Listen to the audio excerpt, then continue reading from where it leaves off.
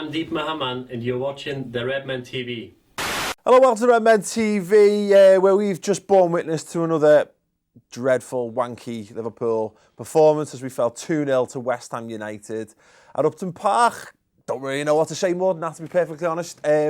Shocking. I've seen people comparing it to a lot of the results we've had so far this season. To be fair, the one that obviously stands out is like Watford, but I actually thought we put in it was Watford. We were shit. We were shit against Watford. But there was that spell at the start of the second half where I thought we came back into it a little bit against Watford, if nothing else. And then we kind of went gung-ho for it and then ultimately conceded the third. This felt like it was going to happen like that, except that we didn't really turn it on. We didn't really put a great deal of fight. We looked moderately more dangerous at the start of the second half, more so than the first, but not tangibly so. I think the most telling factor for me, I think we had 2 shots on target in the whole game. The 2 most dangerous chances that we managed to craft were headers that came from our defensive midfielders inside their box. Lucas Leiva has one that Noble clears off the line or blocks on the line. That'll be Jürgen. That'll be Jürgen right now. And the other one's Joe Allen burst into the box. Good run. Puts his header wide, and he probably should put that on target. But there you go. That's what we're talking about. You don't expect Joe Allen and Lucas Leiva. They should be added bonuses. Oh, wow, Lucas nearly scored. And Joe Allen nearly scored. No, because the attacking players, the guys who were supposed to be the ones doing it on the pitch for us, simply didn't do it for us at all today. And that's all. Loads and loads of criticism levelled at Christian Benteke. I think they had a bit of a field day with him in the commentary, the BT Sport commentary in particular. And, fair play. He had a very poor game. But a game...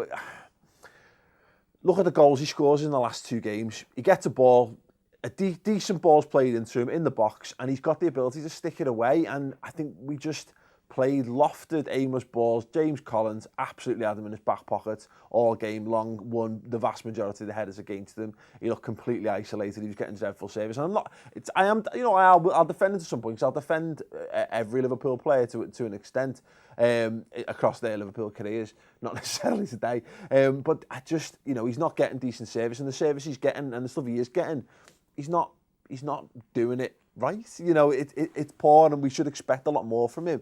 It's a shame because on another day, in another situation, you'd hook him and you bring someone else on. There's no one else to bring on, and I don't know whether that's we should be dipping into the unders. We should be looking at the kids. Do we have a young lad centre forward somewhere that we can bring in? It seems stupid that we don't have a genuine attacking option on the bench, because West Ham know, as soon as they've got their nose in front there, they're fine. They've won that game. They've pretty much won that game at 1-0 because we don't have what it takes on the bench there to change it, and we don't look capable of handling teams when we don't have the best players that we have available to us. And you've got to be a little bit canny, you've got to be a little bit smarter. We tried to be too nice. We tried to play too many passes. We completed twice as many passes as West Ham did, more than I think by the end of the game. And we're supposed to be being a bit more cutting, a bit more insightful. And the problem is that without someone like Henderson in midfield, we don't have people who can play that pass. Without someone like Origi or it's barely even worth mentioning, Daniel Sturridge up front, we don't have any clinical edge. We don't have anyone who's got any pace to get in behind. It was just flat. It was one-dimensional. And as I said at the top, just a very, very wanky. I don't really know what to say more than that. I've got some of your comments, though. I asked you for your thoughts on Twitter. There will be a special show for that. Go and check that out on YouTube. Some very insightful comments, more so than what I've delivered so far in this. So go over and check that out. Do check out Chris's player ratings and his analysis of the game as well. I'm putting over there because that's where he filmed it, but it doesn't make any sense to use. Anyway, give this video a thumbs up. Leave your thoughts on the match in the comments section underneath. And we're also going to do a final word show. If you want some help through these trying times, go and check that out on the redmentv.com.